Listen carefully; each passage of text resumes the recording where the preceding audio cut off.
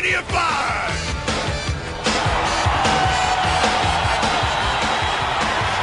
What is up, everyone? My name is Jack Southall, back again with another WrestleMania review, and today I'm here with my WrestleMania 5 review, and the second year in a row in Trump Plaza in Atlantic City, New Jersey, the night where the mega powers explode. So, yeah, let's explode into this review. So, we kick things off with the current women's champion, Rockin' Robin, singing a pretty bad rendition of America the Beautiful.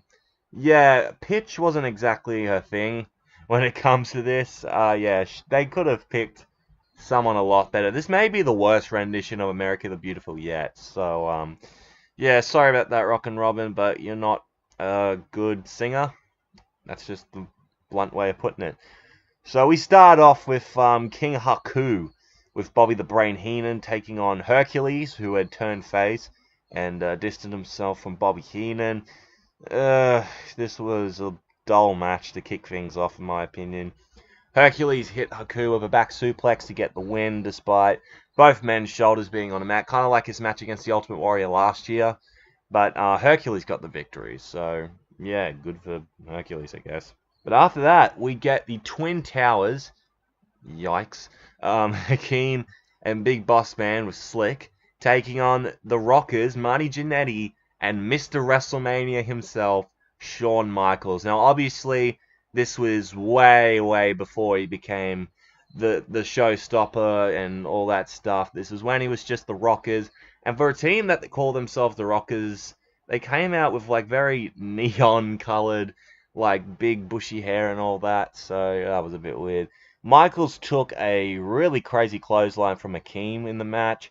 And then Big Boss Man catches Shawn Michaels midair into a powerbomb and gets squashed by Hakeem Splash for the Twin Towers to get the win. So it was cool to see Shawn Michaels in his debut WrestleMania match, and just to see how far he's going to go in the next couple of WrestleManias and make a huge name for himself.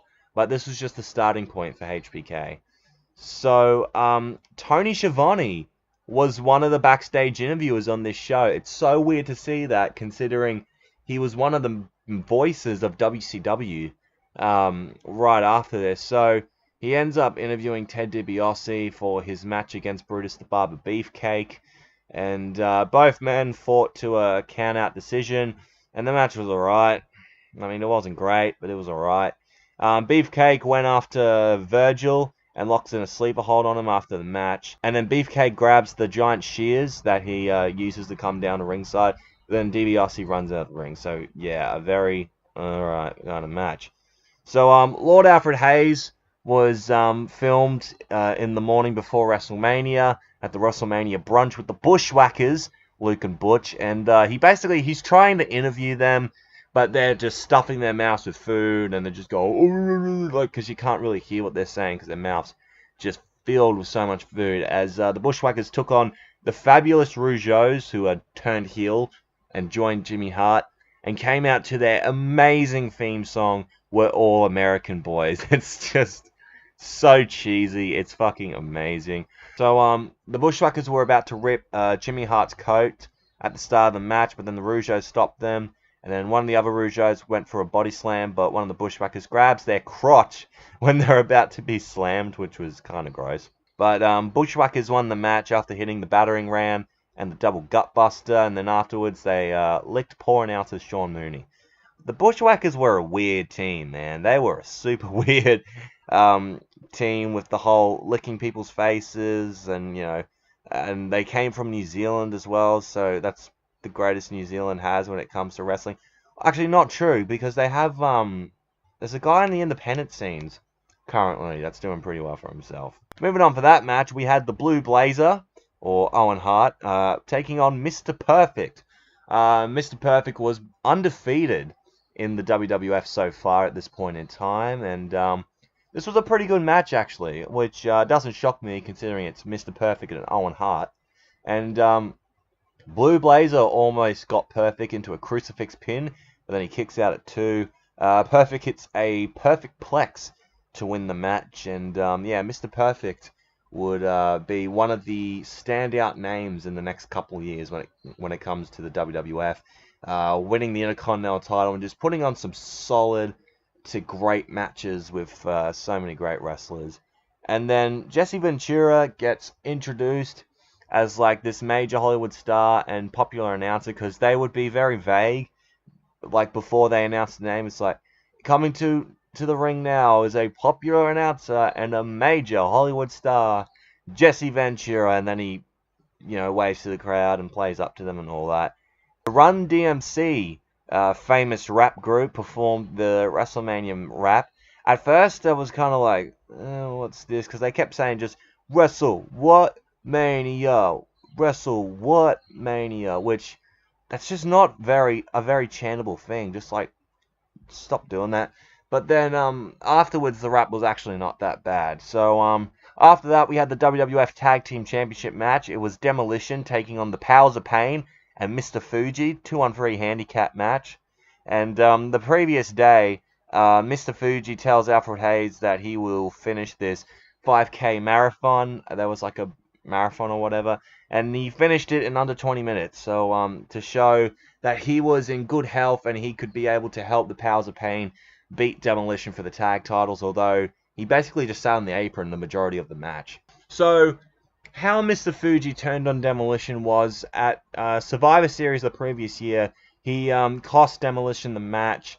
Demolition, being pissed off, attacked them after their elimination, but then when they left, the Powers of Pain helped him up, which caused Mr. Fuji to side with them. And then on Saturday night's main event, in February '89, Fuji threw some salt in one of the members of Demolition's eyes, and with the help of Powers of Pain, they beat up Demolition. So, very heated tag team match in this.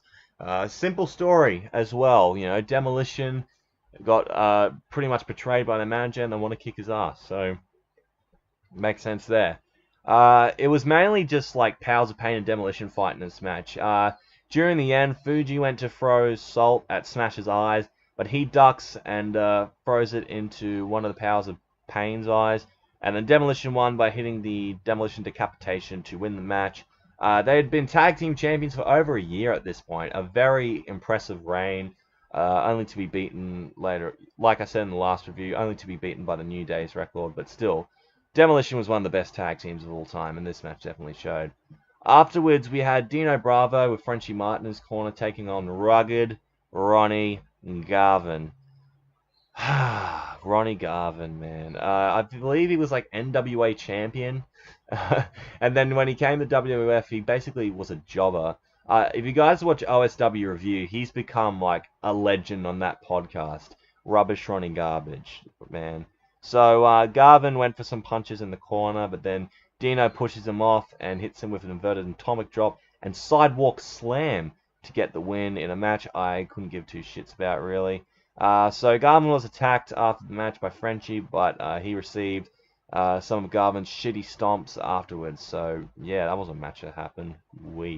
After that was the Brainbusters, Arn Anderson and Tully Blanchard. It was weird seeing them in WWF since they had become such a staple within the NWA. This was they were only there for like a little bit until they went back. Bobby the Brain Heenan was in their corner taking on Strikeforce, Tito Santana and Rick Martel. And pretty good match overall. Pretty good tag team match there. Santana went for a top rope flying forearm, but then Blanchard ducks, and instead he hits Martel. With Martel being frustrated about losing all the time, he basically just walked off on Santana, walked to the back for the fight by himself, with the Brainbusters getting the win because of that. And so basically, Rick Martel turned heel this night, and so he got interviewed by Mean Gene backstage, asking him, why did you walk out on Santana and all that? And he said, Santana's been riding my coattails this whole time, and he was pushing me to team with him the whole time, and how I never really wanted to team with him, basically. So, yeah, basically a fake friendship between the two, well, on Martel's side anyway. And this, later on, I think the next year, he becomes the model, Rick Martel, which was a cool gimmick for him. I like how he used to spray people with arrogance. Fucking fantastic. Howard Finkel announces someone who we think is going to be Roddy Piper, because he was supposed to be hosting Piper's Pit, interviewing Morton Downey Jr., who was the host of famous trash TV show, The Morton Downey Jr. Show. But instead, we got Brother Love in a kilt. Wow, talk about a disappointment there. And he was hosting the show by himself a little bit and was mocking Piper and introduced Morton Downey Jr. But then the actual Roddy Piper showed up and made a bunch of fat jokes toward Brother Love as Morton kept throwing cigarettes at him, and he ripped off Brother Love's kilt and he ran off. And Morton just kept blowing smoke in Piper's face, and he was like, "Mr. Downey, I tell ya, don't put that cigarette smoke in my face." And he kept doing it and doing it. And then in a really funny moment, he pulls out the stool that people were sitting on, and underneath it was a fire extinguisher. And he goes, "Hey, yo, Mr. Downey, give me that smoke, would ya?" And just he puts the fire extinguisher in his face, putting out the cigarette smoke and all that, which that was a great moment. That's probably one of my favorite moments, comedy-wise, for WrestleMania. Just the way Piper said it as well was just really funny to me. So, Mean Gene shows a preview of the movie No Holds Barred, starring Hulk Hogan and Zeus, who would later fight at SummerSlam, taking on Hogan, I think. It was Hogan and Beefcake versus Macho Man and Zeus. And so Ventura sees it, and he is pissed. He's pissed that Hogan is entering Hollywood because Ventura wants to be the only Hollywood star in WWF or whatever, considering Piper had just been in 2 movies beforehand. And he walks off on the commentary box only just to come back later on. Afterwards was Andre the Giant and Jake the Snake Roberts in one-on-one action. Big John Studd was the special guest referee in this match, and yeah, this match was really bad. Andre was really declining when it was coming to his in-ring skills and also to his health. Yeah, in the last few years of Andre's life, he wasn't up to the standards that he was when it came to previous battles. I mean, he wasn't the world's greatest in-ring wrestler or anything, but like basic movements and all that, he was really lacking in. And so DiBiase and Virgil, who were on Andre's corner, they tried to grab Damien in his bag, but then Roberts ended up getting him back. Andre attacked Studd with something, causing a DQ loss for Andre. Fucking DQ finishes. I hate that we have DQ finishes on a WrestleMania. I know if that happened nowadays, people would be fuming, but this was just the time back then, I guess. After the match, Jake tossed Damien at Andre to save Big John Studd from getting attacked. And Andre, who was deathly afraid of snakes in this entire story, although in real life he had snakes as pets on his ranch, but storyline, he was just petrified of them. So after that, we had Jerry Martel being interviewed backstage by Tony Schiavone, and he asked about, what do you think of Rockin' Robin's performance of America the Beautiful? And she basically says she sings about as good as she wrestles, saying that she sucked, which she wasn't exactly wrong there, and made fun of Miss Elizabeth for having to watch the Mega Powers implode, and had a nice little evil laugh afterwards. So after that, we had the Hart Foundation taking on the Honky Tonk Man and Greg the Hammer Valentine with Jimmy Hart in their corner. Both teams had a pretty good showing in this match, I will say. Bret Hart, around this time period, was really starting to come into his own as a performer, like really starting to improve quickly. But it would take him a few years for him to truly become the excellence of execution, because he was still teaming with Jim Neidhart. No disrespect to Jim Neidhart, but Bret was starting to really show how good he was. But Hart won by knocking out Honky with Jimmy Hart's megaphone while the ref was distracted to get the win. So yeah, pretty good tag match overall. After that was a Intercontinental Championship match. The Ultimate Warrior defending against Ravishing Rick Rude with Bobby the Brain Heenan in his corner.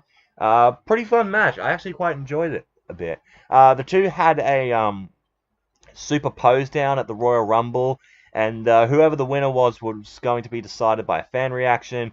Warrior won the pose down, but Rude, being a sore loser, attacked Warrior afterwards, which set up this match. So very simple, a very simple build, but also very effective as well. Rick Rude, the one thing I loved about Rick Rude as well, his tights had very interesting designs on him, and this time he had like the IC title spray painted on the front with Ultimate Warrior spray painted on the back of his tights. So Warrior was powering through the early going in this match. Warrior goes for a suplex during the end, but Heenan grabs his legs, and Rude was meant to fall on top of Warrior, but he ended up dropping right on his head, which looked very bad. Ugh, poor Rick Rude, man. He pins Warrior and wins the Intercontinental title. Warrior being pissed off that Heenan cost him the match, basically beating him up afterwards. And yeah, cool. These next two matches, I'm just going to skim through. Bad News Brown versus Hacksaw Jim Duggan. They fought to a DQ victory in a match I didn't give two shits about. And then after that, the Red Rooster. No, I wish that Red Rooster. But no, Terry Taylor is the Red Rooster, faced Bobby the Brain Heenan, who had the Brooklyn Brawler in his corner for some reason. Red Rooster beat him in like 31 seconds, so wow, great showing there, Bobby. Two shit matches in a row. Fucking awesome. But thankfully, the main event match was anything but shit. For the WWF Championship, the Mega Powers exploding. Macho Man Randy Savage versus Hulk Hogan. So, after WrestleMania 4, where Randy Savage won the championship tournament, Hogan and Savage became buddies. They teamed up and formed the Mega Powers. And they just ran roughshod throughout the WWE in 1988. They were the biggest thing at the time. And the feud was basically built around how Hogan was kind of interacting with Miss Elizabeth, like at SummerSlam, when he went to pick up Miss Elizabeth after the match. Hogan touched Miss Elizabeth's ass. I'm sure it was meant to be unintentional, but Savage took that as him trying to steal his girl, basically. And the jealousy of Randy Savage basically grew and grew, which all boiled over when Macho Man basically walked out on Hogan after a match, I think. And then Savage had Miss Elizabeth accidentally thrown on top of him, but Hogan picked up Elizabeth and helped her back into the medical room and to see if she was okay. And then Savage basically snapped at Hogan, like, why are you taking my girl and all that? And Hogan's just like, talk some sense into him, man. And then he grabs the WWF title and just whacks him over the head with it and just beats him up in the medical room. And this was basically this whole build-up for this match. So it was basically a story of jealousy, pretty much. So it was a great feud as well. Such a great build-up feud. And Miss Elizabeth did come out, but she was watching in a neutral corner. And Ventura mentions how Savage was entering first before Hogan was. Which, yeah, that was a good point that he made. Why did the champion come out first? Was it that WWF thought Hogan was bigger than the title? Like, that was... I didn't get that at all. Savage, though, he was such a good heel, man. He was an absolute dick in this match. And, like, when Hogan was chasing after Savage around the ringside area, he would pull Elizabeth in front of him, and Hogan would stop dead in his tracks, basically. And then he started aiming for the left eye of Hogan, which got cut open above his eye. And then Hogan would slam him outside the ring, and Elizabeth would go to help him, but then he basically pushes her aside and basically saying, I don't need you, and all that kind of stuff. Hogan went to ram Savage into the ring post, but Elizabeth blocked him because Elizabeth loved both of them. Obviously, she loved Savage more than Hogan, if you're talking about it in that way. But she didn't want to see her two friends hurt, basically. So Savage threatened to hit her at one point, but it looked like he was going to hit her. But Hebner tells Elizabeth to leave the ringside area, so it was just Savage and Hogan. And then he starts aiming at the throat of Hogan, like doing the double axe handle on the outside while his throat was on the guardrail and all that, and choking him out with his wrist tape even. And Savage goes to hit the flying elbow, but then Hogan kicks out at two. I don't know if that was the first time ever anyone had kicked out of the Macho Man elbow drop, but it definitely felt like it. And then afterwards, he hulks up, he hits the running leg drop, and wins back the WWF Championship. So, great main event. What a fucking good main event that was. The storyline was great. The in-ring action was very, very good. Even for a Hogan match, this was very well done. Hogan definitely held his own in that match. And, of course, Randy Savage killed it, as usual. But, yeah, nothing but positive things for this main event. So, yeah, that's how the pay-per-view ends there. My match of the night would probably have to be the main event, man. Like I said before, the story was very well told. It had a purpose. Savage was jealous of Hogan for trying to steal his girl, but Hogan was like, dude, that's not about that at all. Which basically had a match between the two, and Hogan won, as he usually does. So, yeah, just a great match, man. How am I going to rate the show?